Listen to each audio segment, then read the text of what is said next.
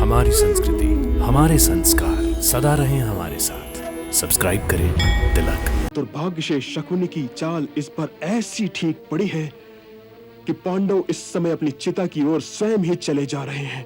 क्या कह रहे हो? ये सत्य है प्रभु। वारुणावत में पुराने राजमहल की मरम्मत के बहाने संपूर्ण घर लाख का बना दिया गया है और पहली रात ही उस लाक्षागृह को आग लगा दी जाएगी। यह तो प्रभु की विशेष कृपा ही समझिए कि केवल 2 दिन पहले ही कहीं से मुझे यह भनक पड़ी कि कई मन लाख वारुणावत में पहुंचाई जा रही है। बस इसी बात का पीछा करते करते मुझे षड्यंत्र का पता चल गया। बहुत देर से पता चला वज्रदत्त, बहुत देर से पता चला, और उस पर तुम भी एक दिन देर से पहुंचे। नहीं प्रभु, मैं तो कल ही आ गया था, परंतु आते ही मैंने देखा कि तात भीष्म के और आपके भवन के चारों ओर शकुनी के आदमी छुपे वेश में घूम रहे हैं। जो भी आपसे मिलके जाता था उसका पीछा हो रहा था कि कौन है और क्यों आपसे मिला है। इसीलिए मुझे यह सब इस प्रकार करना पड़ा कि आपसे मिलूं भी नहीं और संदेश भी आप तक पहुंच जाए। संदेश तो पहुंच गया, पर पांडवों तक सहायता कैसे पहुंचाई जाए? मुझसे सारी योजना समझ लो, परंतु सारी योजना इस बात पर निर्भर करती है कि तुम पांडवों से पहले वहां पहुंच जाओ।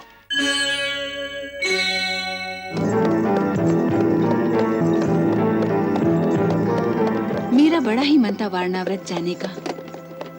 महाराज ने आज्ञा दे दी तो मुझे बड़ी प्रसन्नता हुई। जैसे ही मैंने आज्ञा मांगी तो महाराज ने तत्काल कहा, अवश्य अपनी माता को अवश्य साथ लेकर जाओ। और हाँ, बड़ी मां ने आपके लिए संदेशा भी भेजा। क्या? उन्होंने कहा कि तीर्थ के सरोवर में आप उनके हिस्से की भी डुबकी लगाएं। अवश्य, सबके नाम की डुबकियां लगाएंगे।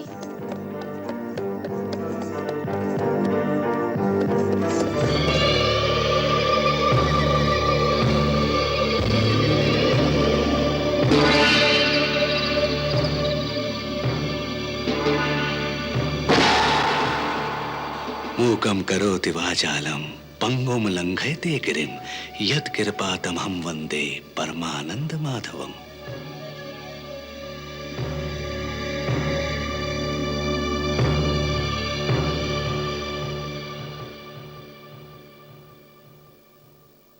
महामंत्री की जय हो। क्या है? प्रभु, द्वार पर एक साधु आया है। उसने आपके लिए ये फल दिया है।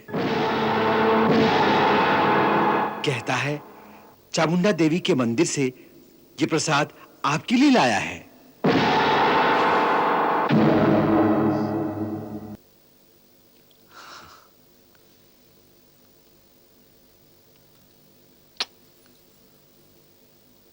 जो आदमी इतनी दूरी से देवी का प्रसाद लेकर आए हैं, उन्हें आदर से आंगन में बिठाकर भोजन कराओ। हम स्वयं आकर उनके दर्शन करेंगे। प्रभु, मैंने भोजन के लिए उनसे प्रार्थना की थी, परंतु उन्होंने कहा कि उनके पास न भोजन का समय है, न ही आपके दर्शनों का। उन्हें बहुत जल्दी है। वो किसी लंबी यात्रा पर जा रहे हैं। उन्होंने केवल इतना ही कहा कि वो जहां जा रहे हैं वहां बहुत ठंडी होगी।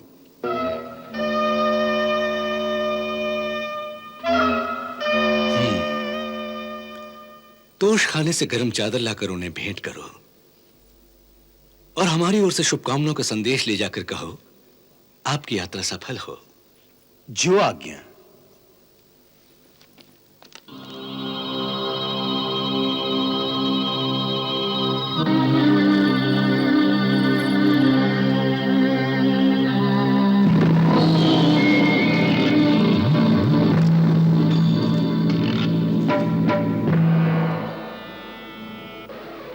शिव मंदिर के पीछे वट वृक्ष के नीचे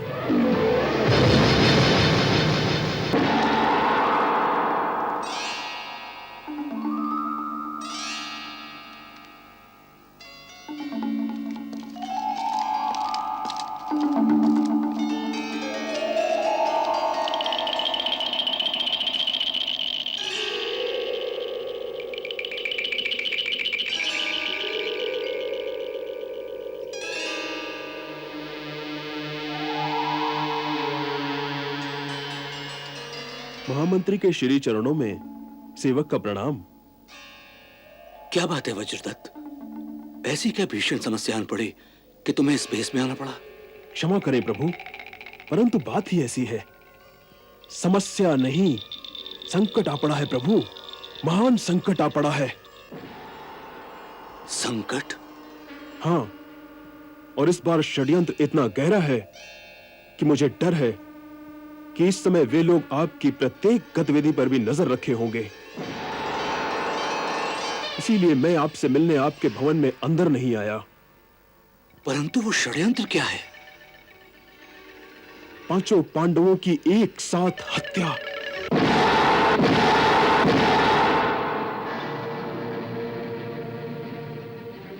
पांचों की हत्या? जी, और दुर्भाग्य से शकुनी की चाल इस पर ऐसी ठीक पड़ी है कि पांडव इस समय अपनी चिता की ओर स्वयं ही चले जा रहे हैं। क्या कह रहे हो? ये सत्य है प्रभु। वारणावत में पुराने राजमहल की मरम्मत के बहाने संपूर्ण घर लाख का बना दिया गया है और पहली रात ही उस लाक्षागृह को आग लगा दी जाएगी।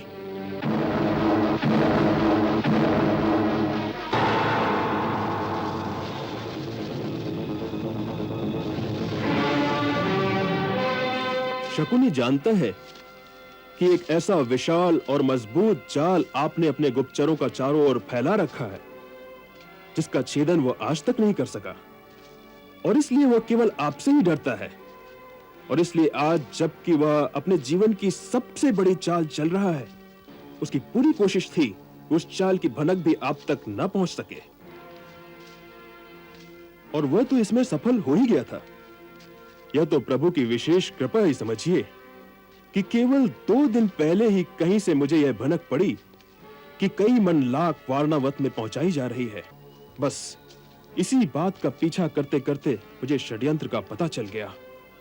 बहुत देर से पता चला वज्रदत्त, बहुत देर से पता चला, और उस पर तुम भी एक दिन देर से पहुंचे। नहीं प्रभु, मैं तो कल ही आ गया था, परंतु आते ही मैंने देखा कि तात भीष्म के और आपके भवन के चारों ओर शकुनी के आदमी छुपे वेश में घूम रहे हैं। जो भी आपसे मिलके जाता था उसका पीछा हो रहा था कि कौन है और क्यों आपसे मिला है। इसीलिए मुझे यह सब इस प्रकार करना पड़ा कि आपसे मिलूं भी नहीं और संदेश भी आप तक पहुंच जाए। संदेश तो पहुंच गया, पर पांडवों तक सहायता कैसे पहुंचाई जाए? तुम्हारे कथनानुसार शकुनी के आदमियों ने तातश्री के महल को भी घेर रखा होगा। जी, इसका अर्थ है कि इस समय परामर्श के लिए उनके पास जाना भी बुद्धिमानी नहीं होगी। बिल्कुल नहीं। आपको इन दिनों पितामह भीष्म से कदाचित नहीं मिलना चाहिए। तुम्हारा क्या अनुमान है कि युवराज और उनके भाई वारणावत कब तक पहुंचेंगे? क्योंकि वह लोग आराम से रास्ते में पड़ाव डालते हुए जा रहे हैं, इसलिए कल संध्या काल तक ही वहां पहुंच सकेंगे। अर्थात यदि हम इसी समय शीघ्रगामी घोड़ों पर निकले तो कल सायंकाल तक हम भी उनके साथ ही वहां पहुंच सकते हैं। पहुंच सकते हैं। तो ठीक है, तुम अपने 4 विश्वस्त आदमियों को साथ लेकर इसी समय निकल जाओ। साथ में एक खनिक भी ले जाना जो हमारे भरोसे का हो। मुझसे सारी योजना समझ लो, परंतु सारी योजना इस बात पर निर्भर करती है कि तुम पांडवों से पहले वहां पहुंच जाओ। हाँ, एक बात और, तुम पहाड़ी रास्ते से छुपते हुए निकल जाओ। मुख्य मार्ग से कदाचित नहीं जाना, क्योंकि उस मार्ग से पांडव जा रहे होंगे, और मुझे पूरा विश्वास है कि उनके साथ जो अंगरक्षक सैनिक भेजे गए होंगे उसमें अधिकांश आदमी दुर्योधन के होंगे। उन्होंने दोनों ओर से मार्ग को बंद कर रखा होगा ताकि उधर से कोई सूचना लेकर इधर ना आ सके और इधर से कोई उधर ना जा सके। तुम सावधानी से जाना। जी।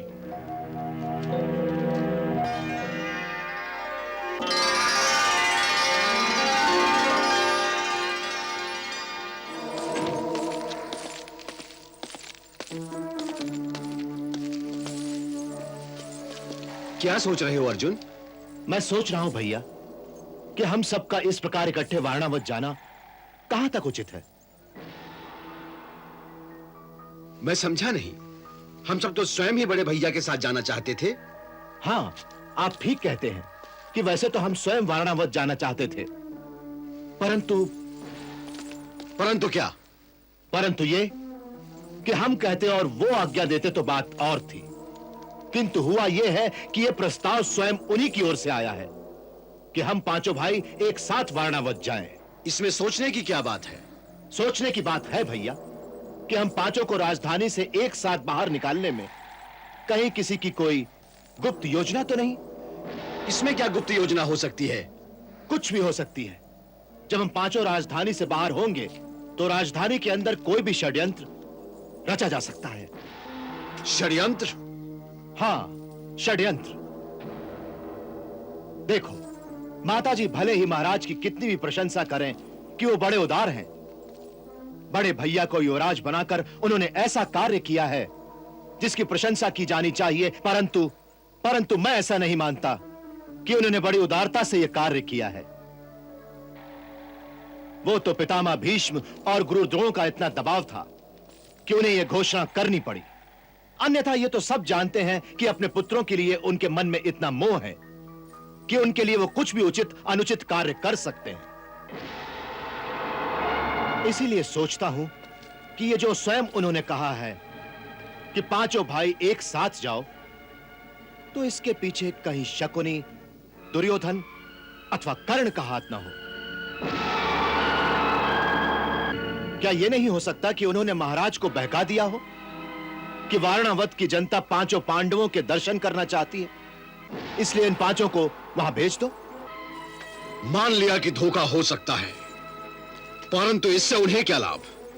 क्या वो हमें एक साथ राजधानी के बाहर भेजकर स्वयं राजधानी पर कब्जा करने की सोच रहे हैं? हां, बिल्कुल यही बात हो सकती है भैया, बिल्कुल यही बात। आप कहेंगे कि उनके पिता का तो राज्य पर कब्जा है ही, फिर इसकी क्या आवश्यकता है? परंतु मैं तो यह कहता हूं कि अब पिता भी उसके रास्ते का कांटा बन गया है, वो उन्हें भी रास्ते से हटा देगा। अर्थात वो पिता की हत्या कर देगा? नहीं नहीं अर्जुन, वो महाराज की हत्या नहीं कर सकता। हत्या की क्या आवश्यकता है भैया? हत्या की क्या आवश्यकता है? वो तो केवल उन्हें सिंहासन से हटाकर स्वयं सिंहासन पर बैठ जाएगा। नहीं नहीं, तनिक सोचिए भैया, महाराज के द्वारा बड़े भैया को युवराज बनाने की घोषणा के बाद दुर्योधन के सारे सपने मिट्टी में मिल चुके हैं। अब उसे इस जन्म में हस्तिनापुर का राजा बनने की कोई आशा नहीं रही। अब तो उसके पास एक ही रास्ता रह गया है कि वो हमें कुछ देर के लिए राजधानी से दूर भेज दे और हमारी अनुपस्थिति का लाभ उठाकर पिता को हटाकर स्वयं सिंहासन पर बैठ जाए और हमारे वापस आने का रास्ता बंद कर दे, बस। तुम्हारा सोचना संभवतः ठीक हो सकता है अर्जुन, परंतु ऐसा हो नहीं सकता। क्यों नहीं हो सकता? हमारे पीछे कौन रोकेगा उसे? पितामह भीष्म, गुरु द्रोण और विदुर काका। हाँ अर्जुन, देखो, युवराज राजा का उत्तराधिकारी होता है, इसीलिए भले ही राजा पकड़ लिया जाए या मार दिया जाए तो भी सिंहासन पर उत्तराधिकारी का ही अधिकार माना जाएगा। और जब तक वो युवराज उत्तराधिकारी जीवित है तब तक पितामह भीष्म और गुरु द्रोण दुर्योधन का साथ नहीं देंगे, बल्कि उसका सामना करेंगे। और उनका मुकाबला करने की शक्ति न दुर्योधन में है न उनके चहेते कर्ण में। इसीलिए यदि कोई षड्यंत्र होता तो वो यही कोशिश करता कि बड़े भैया को वारणावत अकेले ही भेजा जाए, ताकि उनकी सुरक्षा के लिए हम में से कोई उनके साथ ना हो, और फिर राजधानी से दूर तो अकेले युवराज के साथ कोई भी घटना घटित हो सकती है।